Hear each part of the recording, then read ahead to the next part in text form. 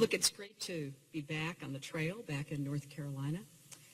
I came to Greensboro, as you heard, to give a positive personal speech about my vision for the future of our country and why I so strongly believe we are actually stronger together, because I want to give Americans something to vote for, not just against. With all the noise and distraction, it's important to focus on what really matters and the real choice in this election.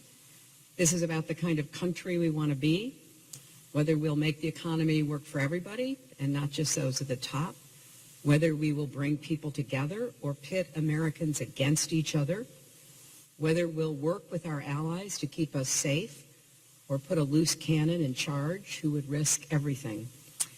I'm going to close my campaign focused on opportunities for kids and fairness for families.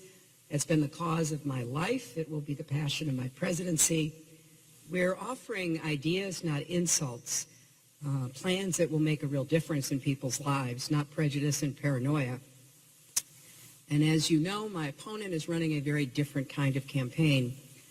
His latest target is a pastor in Flint, Michigan, who respectfully asked him not to use her pulpit for political attacks. He called her a nervous mess. That's not only insulting, it's dead wrong. Reverend Faith Green Timmons is not a nervous mess.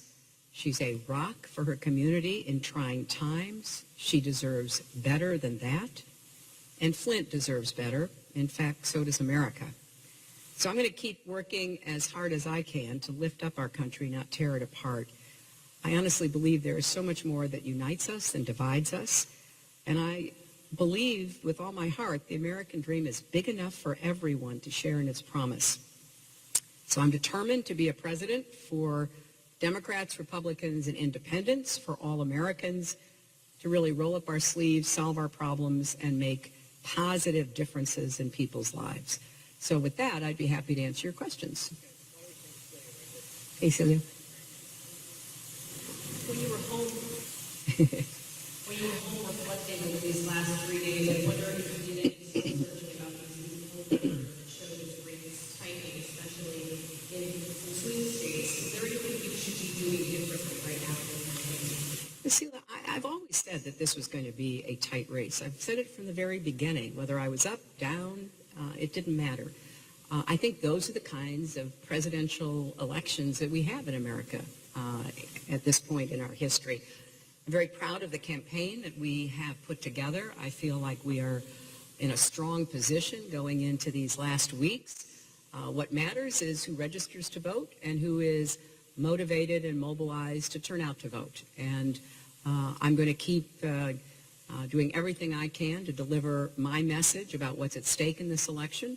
And my campaign is going to continue to work hard every day to turn out every voter we possibly can. And that's our goal and that's our strategy.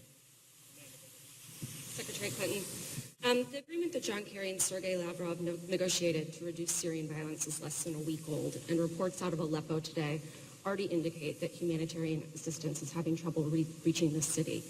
I was wondering if you think the agreement can hold, and if not, what should the next steps of the United States be? This has been such a terrible conflict, and the humanitarian cost is incalculable. I really applaud Secretary Kerry's persistent efforts to try to reach some kind of an agreement with the Russians in order to create a period of cessation of hostilities, in order to get humanitarian assistance into Aleppo and other places within Syria. I think whether or not this works is really up to the Russians. It is up to whether or not Vladimir Putin decides that it's time to do what the Russians can do to bring this conflict into a period where there can be the beginning of political discussions, a hoped-for protective zone for people who are under relentless assault from the air, and a commitment to going after the terrorist groups that pose a threat to everyone. So I'm going to watch this closely, but at the end of it, it's going to be determined by whether or not the Russians decide it is in their interests to pursue this agreement. It appeared that your running mate, Tim Kaine, may not have been aware of your pneumonia on Friday. I'm wondering when you informed him, and if you didn't inform him on Friday, what does that say about what your relationship would be like with him in the White House, how in the know he would be on minute-to-minute developments in your administration? You know, my senior staff knew, and information was provided to a number of people. And look, this was an ailment that many people just power through, and that's what I thought I would do as well. I didn't want to stop. I didn't want to, quit campaigning. I certainly didn't want to miss the 9/11 memorial. As a senator at that time, I consider it a sacred moment, and I was determined to get there. It didn't work out, so I got the antibiotics up and going, got the rest that I needed, and we're going on from there.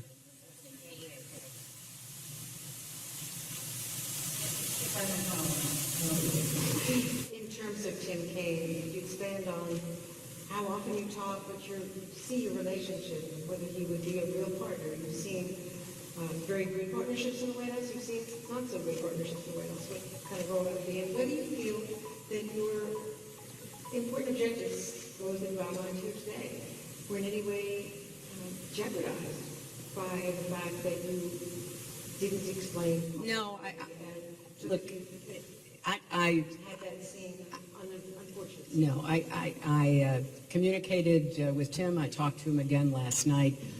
He has been a great partner, and he's going to be a great vice president.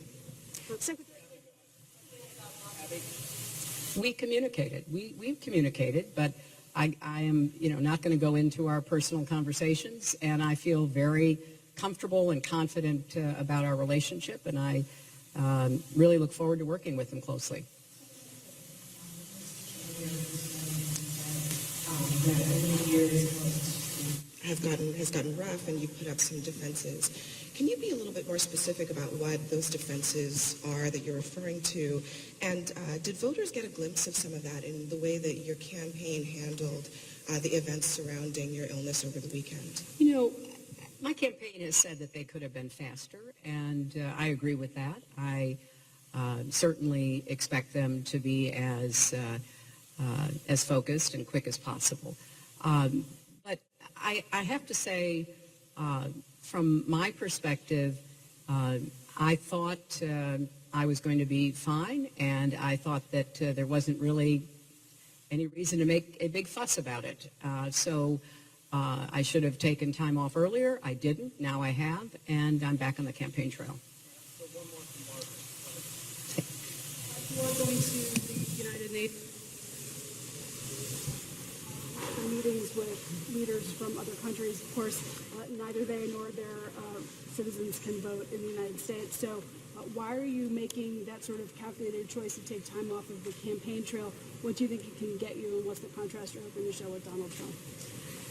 Well, I think it's important to be constantly reaching out, listening to, learning from leaders, and I was pleased to be able to find the time to meet with several of them, which I intend to do, to hear firsthand their perspective about what they see happening in the world today, to answer their questions from what I think is happening, whether it's in Syria or anywhere else.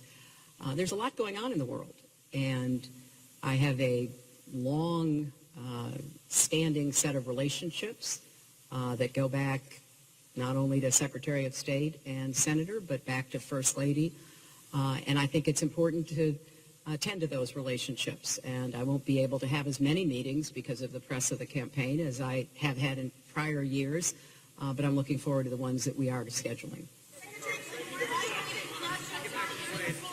Thank you all very much.